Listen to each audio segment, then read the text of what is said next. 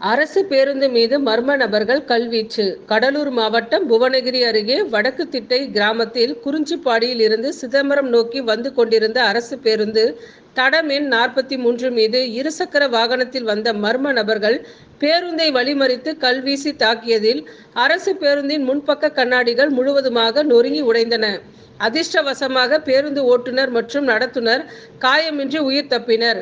பயணிகள் குறைவான அளவில் இருந்ததால் அவர்களுக்கு காயம் ஏதும் ஏற்படவில்லை. இதனால் பரபரப்பு ஏற்பட்டுள்ளது.